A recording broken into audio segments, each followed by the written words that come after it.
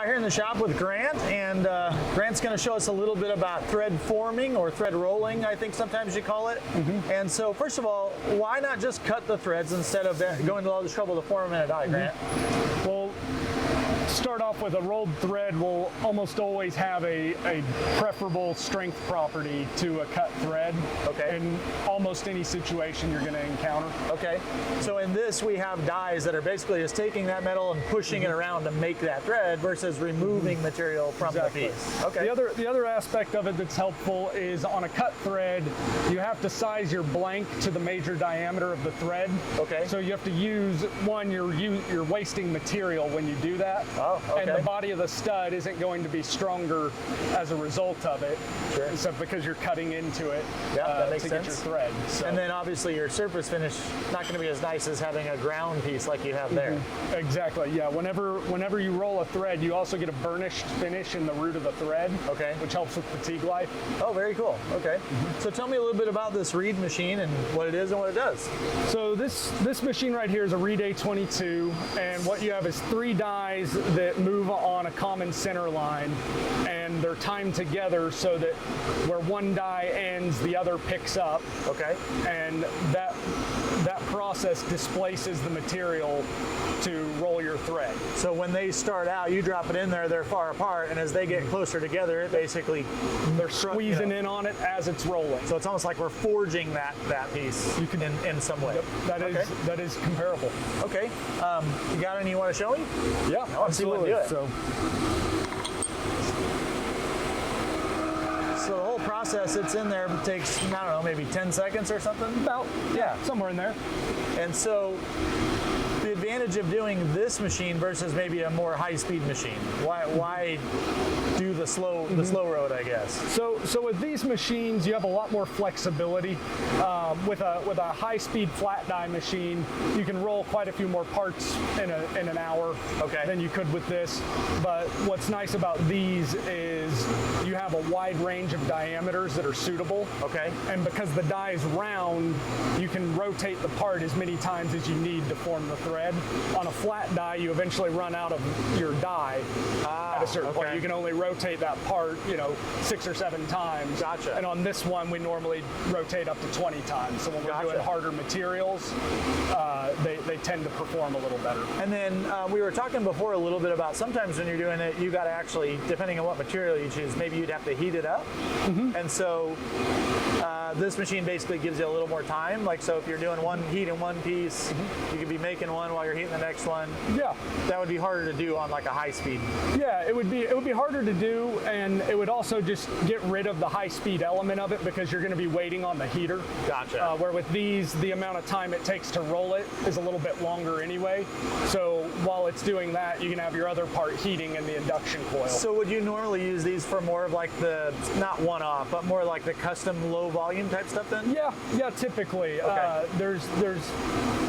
There's a lot more flexibility with these machines typically as far as the materials you can run and as far as, being able to use heat. So whenever you get into some of the ultra hard materials that we offer, it helps a lot to be able to heat that part up. Now, are there any materials that are not suitable for rolling the threads on this way, or? Mainly the biggest limitation you have on these machines is going to be the length of the thread. Okay. And about how long can you do it? The dies are 1 5/8 inches long. You can't quite get that amount of thread out of a die that size for a couple of different reasons about the way the dies are manufactured. Okay. But usually, for most parts, you can get 1 3/8 inches probably would be reasonable. Okay. Yeah. Well, so like this part you just made, now we need to go make sure that you made what you think you made, right? So walk me through the checking process. Yeah, so first thing we do is we check the major diameter of the thread, the crest, across there, and we just use a micrometer for that. Okay. And there's a tolerance that, fortunately I've memorized it, so I don't have it sitting here in front of me. That's okay, a craftsman knows his craft, right? Yep, and so there's that one. And then here, what we're measuring is essentially the pitch diameter of the thread, which in simple terms is going to be roughly about halfway between the crest and the root of the thread. Oh, okay. You know, it's not quite that, but it's a good approximation for what you're measuring. And so what's our maximum here that we can have? 33 tenths on this. Oh, I see. And we're like 21 or 22 right now. Yeah, so we're holding this within, 33 tenths being 3.3 thousandths of an inch. Got it. It's a pretty tight window. Sure. And we're able to repeat and hold it within those two red lines. And so that's like the spacing of the threads has that tolerance. There's not some that are farther apart or closer together is what you're measuring. As the threads increase in diameter, you tend to get a little bit larger window to roll into. Yep. But it's mathematically defined, so it's proportional. It's a ratio. So as pitch increases and as diameter increases, you tend to get a wider tolerance. Okay. Yeah, cool. So now, why are there two of them? You got one on this side, the tri-roller, that's got a bunch of threads, and then you got one over here that's just like singles. Tell me about that.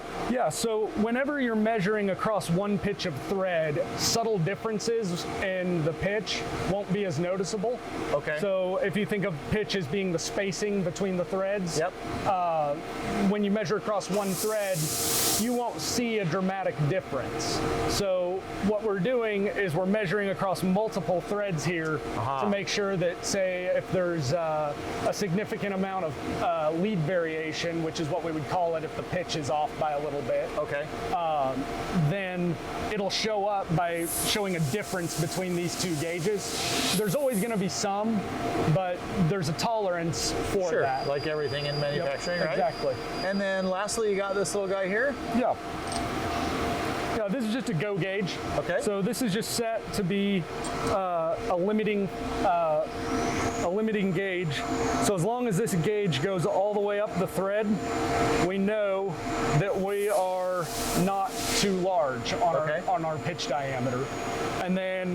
And this is another one of those areas that P1 kind of goes the extra mile, right? I think those are normally, what, a half or one diameter's worth? Yeah, so typically what you'll get is a go gauge that's the same diameter as your no-go. Okay. And so we add a lot of length to our go gauge because as that thread gets longer and stuff, those subtle variations, you could have a situation where a go gauge of this diameter would go all the way up that thread because at any given time there's not enough stack up in the tolerance to make it see. Or like, for example, if your fastener is not perfectly straight and it's got a little bend in it or whatever. Exactly. You're going to catch that with the big one and not necessarily with the small one. Exactly. Yeah, very cool. And then this is just the no-go gauge. It can stay short because it shouldn't even start.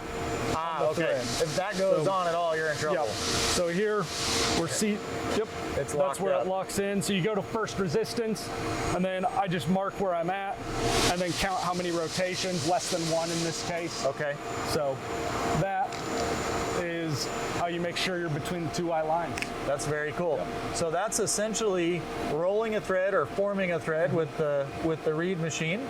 So anything else that we want to know about forming threads here? Oh, there's a lot more I could tell you. We could spend the entire day talking about threads, but for now that's probably enough. We're going to go take a look at the other method, which is using the flat die system. Yep. And then we'll come back when we have more questions. Absolutely. Hey Brian, so we're back now. The other day we had a conversation about some of the other secondary op machines, and now we're over here making threads. Yeah. This thing is really fascinating. So this is, I guess, what you call a flat die? Flat die machine. Yeah, explain it to me a little bit. You got two flat dies that have the thread profile that you're trying to produce. Okay. They have taper in them, so they impress into the parts so much per revolution. Most materials you don't want to work too many revs on it. This is already kind of pre-engineered into it. It's a fairly simple machine. It's down and dirty and it's fast. Why we like it. Yeah, you were telling me you could, a good operator, you could make like 1,200 fasteners an hour. 1,200 pretty easily, yeah. Easily? Yeah. Wow, that's amazing. Yeah, well, stick one in there and show me how it works. So you've got nothing on the shank right now. Nothing on the shank right now. Stick it down here, and this is the injector finger. What it does is when it reverses, it pushes it up, presents it to the dies, ready for the roll. It's all timed and everything. Simply put the part in, it takes it, rolls it, there you go. Wow, that's amazing. Yeah, pretty slick. That is really cool. Repeats real nice. It's a good way of rolling threads for sure. So this is good if you're doing parts that have already been like heat treated or something. Yeah, all these parts that we roll are pre-heat treated. Okay. These dies seem to hold up real well. Is it a lot of maintenance on the dies, or is it pretty well? No, it's if your setup's right, you can get a lot of life out of these things. That's really cool. Yeah. So all you got to do is pick up another one and drop it in there. It squares it up. Squares it up, and let her rip. Dang, that's cool. Yep. Pretty neat. Yeah. Imagine doing 1,200 of those every hour. That's hustling. Yeah. And obviously this thing will go faster. We just need to. We're at half speed right now. Half speed. Okay. Yeah. 600 an hour. Yeah, you'd have to be really focused, but yeah, 600 an hour, that's all I can do right That's now. it, yeah. Well, that's really terrific. I appreciate you teaching me about flat dies. Yeah, no problem. My pleasure.